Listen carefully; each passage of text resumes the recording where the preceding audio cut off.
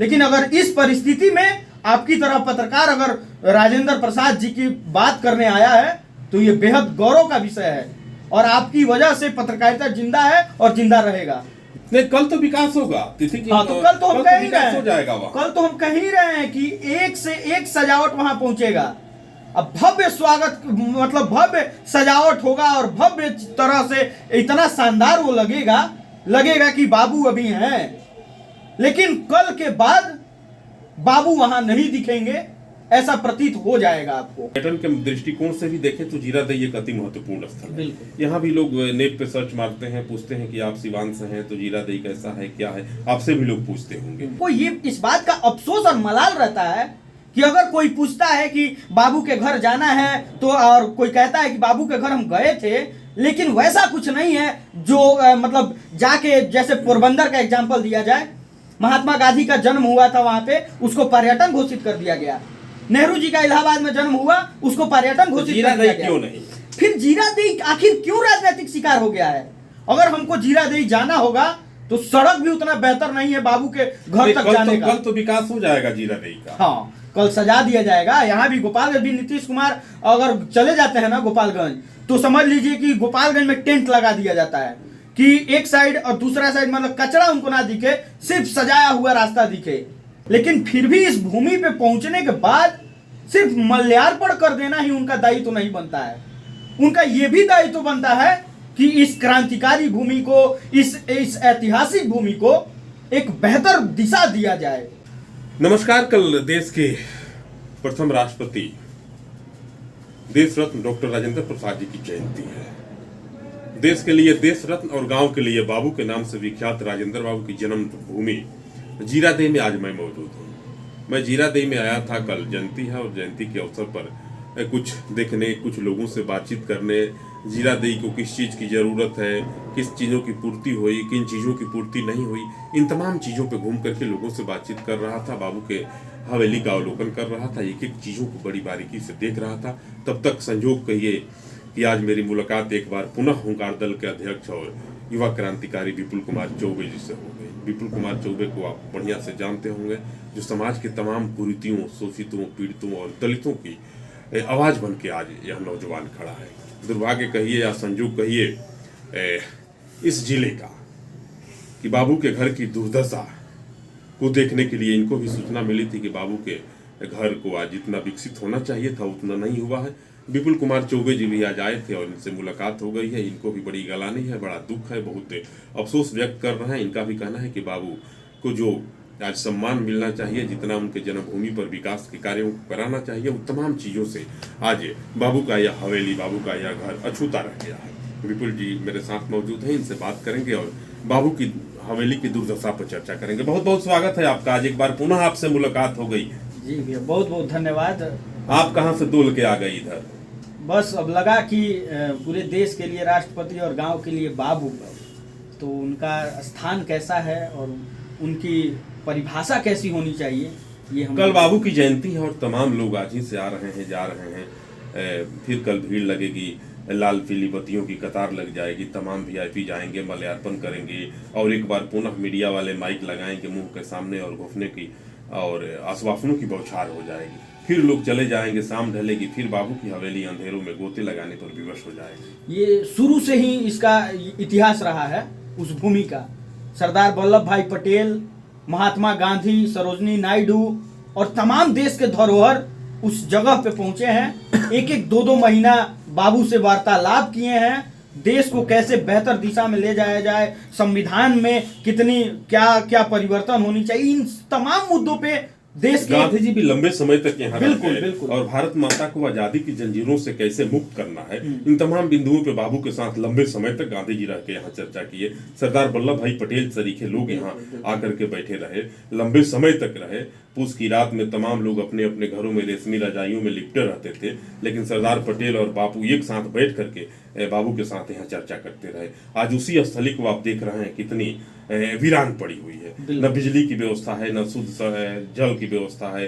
बाबू के घर के पीछे आप गए होंगे तो अभी देखे होंगे जल निकासी के लिए जो नाली है ध्वस्त पड़ी हुई है, नहाने का कोई सड़क है, किसी भी प्रकार की सुविधा यहाँ नहीं है। देश के आजादी से लेकर के आजादी के समय जितने नेता थे उनसे लेकर के अगर अभी वर्तमान में देखा जाए तो स्वर्गीय रामविलास पासवान जी, तेजस्वी यादव, नीतीश कुमार जी, सभी नेता, एक से एक बड़े बड़े नेता इस स्थान पे पहुंचे। विगत कई वर्षों से मैं देख रहा हूं कि सरकारी कार्यक्रम जब होता है बाबू की जयंती के अवसर पर, तो राज्य सरकार की तरफ से कुछ मंत्री लोगों को डिप्यूट किया जाता है कि राज्य सरकार के प्रतिनिधि के रूप में वो जाएंगे मलयारपट्टनम में। कई वर्षों से मैं देख रहा हूं कि कोई प्रतिनिधि भी नहीं आता है। तो अब देखिए दुर्भाग्य क्या है कि अब इतने बड़े बड़े नेता इस भूमि पे पहुंचे हैं, लेकिन फिर भी इस भूमि पे पहुंचने के बाद सिर्फ मल्यार्पण कर देना ही उनका दायित्व तो नहीं बनता है। उनका यह भी दायित्व तो बनता है कि इस क्रांतिकारी भूमि को, इस ऐतिहासिक भूमि को एक बेहतर दिशा दिया जाए। अरे ये बिहार का धरोहर है ये भूमि। इस भूमि पे आपको पता है कि संविधान निर्माता का जन्म हुआ है इस भूमि पे, फिर भी ये भूमि आज एक एक बातों को, एक एक चीजों को लेकर के ललायित है, इसको मिल नहीं पा रहा है। आखिर ये क्यों राजनीतिक शिकार हो गया है? क्यों कोई नेता इसको आकर के जीरादेई को पर्यटन घोषित नहीं कर रहा है? आखिर कौन सी दुर्दशा आ गई है? क्या आप राजेंद्र बाबू को क्या संविधान निर्माता नहीं मानते हैं क्या ये बिहार के धरोहर के साथ साथ देश के धरोहर नहीं है क्या? इन सारी बातों को जानना जरूरी है। और हमारे और आपके तरह अगर जिम्मेदार पत्रकार अगर इस पे बात करता है, अभी के परिस्थिति में समझ लीजिए कि तमाम मुद्दा एकदम छिया लेदर कर दिया गया है। पत्रकारिता का नाम को सिर्फ और सिर्फ बर्बाद किया जा रहा है, एकदम पतलकार आजकल लोग कह रहा है। लेकिन अगर इस परिस्थिति में आपकी तरह पत्रकार अगर राजेंद्र प्रसाद जी की बात करने आया है तो ये बेहद गौरव का विषय है, और आपकी वजह से पत्रकारिता जिंदा है और जिंदा रहेगा। जीरादेई रेलवे स्टेशन जी देश का चर्चित स्टेशन है, क्योंकि बाबू की जन्मभूमि पर स्थित है यह रेलवे स्टेशन। बहुत दिन पहले से मैं देख रहा हूं कि यहाँ आंदोलन हुआ था कि रेलवे स्टेशन के प्रांगण में एक बहुत सुंदर आदमकद प्रतिमा स्थापित की जाए बाबू की। इसके लिए आंदोलन हुआ, लोग भूख हड़ताल भी किए, कई ट्रेनों के ठहराव के लिए भी यहाँ अनवरत आंदोलन चलते रहा, लेकिन आज तक न तो यहाँ प्रतिमा स्थापित हुई, न कोई एक्सप्रेस ट्रेनों का ठहराव हो सका। अब देखिए हम लोग भी दिल्ली इलाहाबाद से कभी कभी आते हैं तो भटनी से होकर के सिवान जो रास्ता आता है उसी में जीरादेई एक स्टेशन पड़ता है, बस वही स्टेशन। लेकिन आज तक हम लोग जिस ट्रेन से आते हैं वो ट्रेन आज तक वहां नहीं रुका है। ये बेहद दुर्भाग्य की बात है। आखिर क्यों नहीं रुका है? अगर हमको जीरादेई जाना होगा तो सड़क भी उतना बेहतर नहीं है बाबू के घर तक जाने का। कल तो विकास हो जाएगा जीरादेई का। हाँ, कल सजा दिया जाएगा। यहाँ भी गोपालगंज भी नीतीश कुमार अगर चले जाते हैं ना गोपालगंज, तो समझ लीजिए कि गोपालगंज में टेंट लगा दिया जाता है कि एक साइड और दूसरा साइड मतलब कचरा उनको ना दिखे, सिर्फ सजाया हुआ रास्ता दिखे। भरपूर विकास बिल्कुल उनको टेंट लगा दिया जाता है। लेकिन यहाँ भी कल देखिएगा सजा दिया जाएगा, एक एक घर, एक एक चौक, एक एक चौराहा, लेकिन बस वो सड़क के किनारे अबीर गिराए जाएंगे, हाँ, चूना गिराया जाएगा, और वो सिर्फ और सिर्फ क्षणिक रहेगा। क्षण मात्र के लिए उसको सजाया जाएगा और फिर बाबू की आत्मा वैसे ही रोएगी जैसे विगत वर्षों से रो रही है। बाबू को न्याय मिलना चाहिए। हमारी तरह युवा आवाज उठाएंगे, आपकी तरह पत्रकार आवाज उठाएंगे कि बाबू को न्याय मिलना चाहिए। बाबू के जन्मस्थली को एक पर्यटन घोषित किया जाए। पुरातत्व विभाग ने तो बाबू की इस हवेली को अपने कब्जे में ले लिया। हाँ। यहाँ उनके कर्मचारी भी रहते हैं, पदाधिकारी भी रहते हैं, केयर टेकर भी रहते हैं, तमाम लोग यहाँ रहते हैं। लेकिन जो विकास चाहिए, पर्यटन स्थल का दर्जा, पर्यटन के दृष्टिकोण से भी देखें तो जीरादेई एक अति महत्वपूर्ण स्थल है।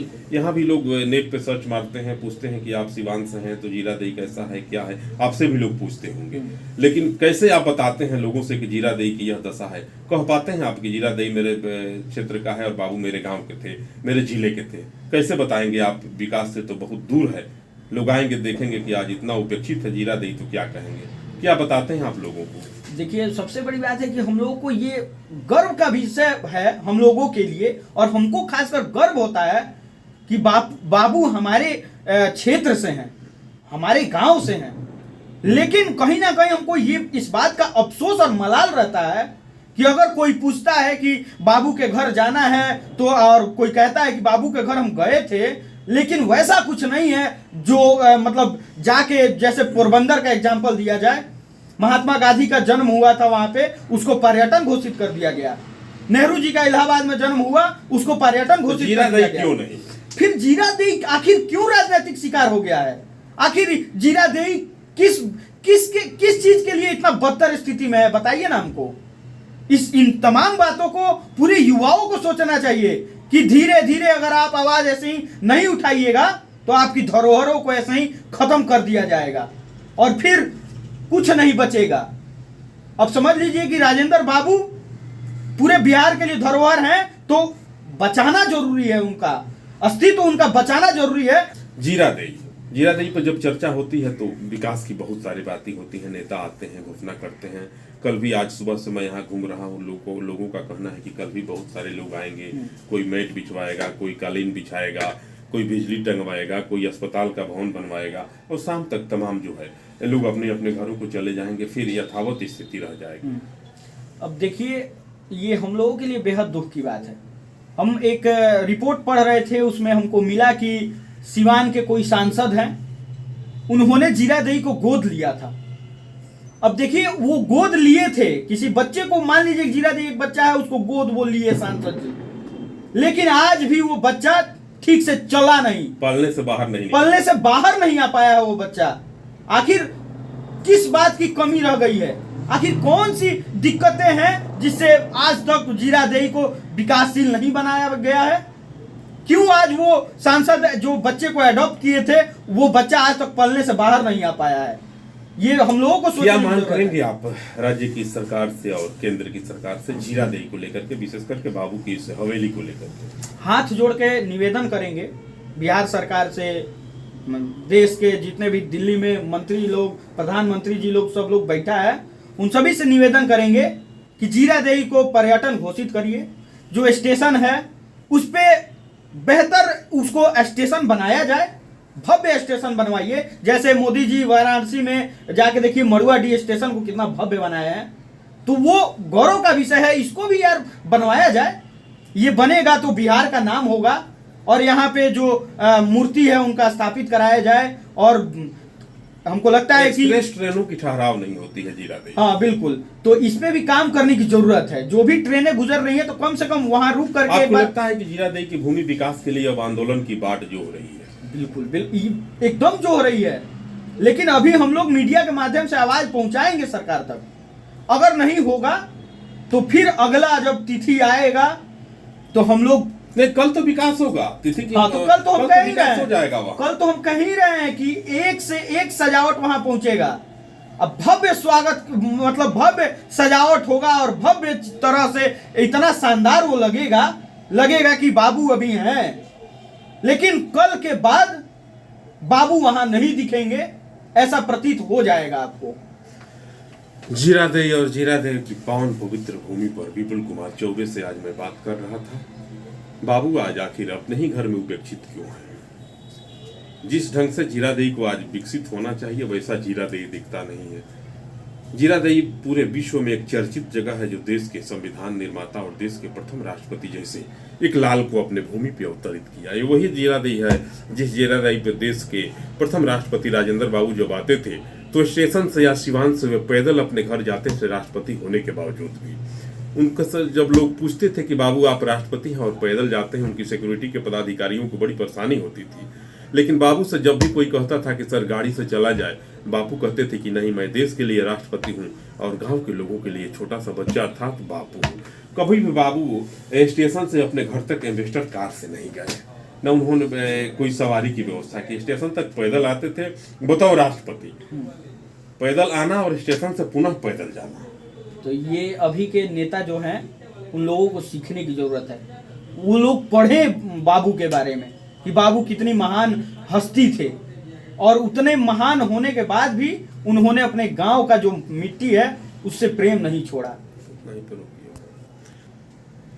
वही जीरादेई और वही बाबू जो कभी राष्ट्रपति बनने के बाद जब गांव आते थे तो लोग उन्हें बाबू और राजेंद्र कह के बुलाते थे और उन्हें गर्व होता था। आज के वर्तमान के जो जनप्रतिनिधि हैं उनको अगर कोई नाम रख के बुला दे तो लगता है कि कांटा चुभ गया, लेकिन बाबू को अगर कोई राष्ट्रपति कहता था तो वे गुस्साते थे, और जैसे ही राजेंद्र प्रसाद अथवा बाबू कहता था तो उनका सीना गर्व से गौरवान्वित हो जाता था। सुने ना कहानी आप? हाँ, हम थोड़ा सा अध्ययन किए थे तो हमको दिखा कि एक बिरला नाम के। बिरला से बड़ा लगाव था बाबू को, और बाबू के गांव हाँ। में बिरला का बड़ा सुंदर, अभी आप आ रहे होंगे तो हाँ, देखे हाँ। होंगे सड़क के पश्चिम किनारे एक अद्भुत मंदिर बना है। उत्तर बिहार का एक लौता वह राम जानकी मंदिर है, आप अभी देखे भी हाँ, होंगे। हाँ। तो बिरला नहीं बनवाया था मंदिर। हाँ, तो वही सड़क के चौड़ीकरण कर रहे थे जब बाबू आए थे। जी। तो उसी समय मतलब एक बुजुर्ग महिला जब बाबू आए तो उन्होंने बाबू का नाम लेकर के बोला था कि राष्ट्रपति हो गई बड़ा, तो गांव के बेहतर करे खतरा कुछ तरह सोचे के पड़ी। माने घर उनकर घर टूटत रहे तो मैं घर में भी वो बाबू से अपन बात वो महिला रखी थी। तो मतलब इससे उनकी साधारणता का पता चलता है कि वो कितने साधारण थे, कितने डाउन टू ग्राउंड थे। तो इन सब चीजों से वर्तमान नेताओं को क्या सीख लेना नहीं चाहिए? बिल्कुल सीख लेना चाहिए। कम से कम फॉर्च्यूनर से उतर के मिट्टी को तो स्पर्श करना ही चाहिए। लेकिन अभी के नेता ये सब चीज नहीं जानते हैं। एक बार हवाई जहाज, हेलीकॉप्टर और फॉर्च्यूनर, बस जमीन पे उतरेंगे तो फॉर्च्यूनर पे और नहीं तो सीधे हवा में। तो इन सब चीजों को पढ़ने की जरूरत है। हमको लगता है कि हमारी तरफ तमाम युवाओं को भी ये चीज पढ़ने की जरूरत है कि देश के धरोहर कैसे जिए थे और कैसे रहे थे। विपुल जी हैं, और बापू के गांव के दुर्दशा पर चर्चा हो रही थी, इनकी हवेलियों की आज क्या स्थिति है, तमाम चीज़ों पर चर्चा हो रही थी। कल जयंती है बापू की, और कल तमाम राजनेता, जनप्रतिनिधि, सामाजिक कार्यकर्ता, समाज सेवी, सोशल एक्टिविस्ट, कितनों का नाम गिनवाऊं, तमाम लोग आएंगे। कल फूल माला चढ़ाएंगे, सुबह से शाम तक भीड़ रहेगी, विकास की बौछार होगी, विकास के कार्यों की बारिश होगी। और फिर जब सवेरा होगा तो वही जीरादेई, वही बाबू की हवेली, वही दुर्दशा और वही अपने विकास का बाट जो होता जीरादेई आपको नजर आएगा। मैं ऐसा इसलिए कह रहा हूँ कि वर्षों वर्षों से इसी प्रकार का खेल होते रहा है। शाम तक लोग माल्यार्पण करते हैं, विकास कार्यों की बौछार होती है, घोषणाओं की बारिश होती है, और जब फिर अगले सुबेरा होता है तो फिर वही जीरादेई अपने विकास की बाट को खोजता है। समाज सेवी हुंकार दल के अध्यक्ष विपुल कुमार चौबे के साथ में शंभू प्रसाद अभय बापू की पावन पवित्र भूमि से आप तमाम लोगों को सादर नमस्कार और प्रणाम करता हूँ।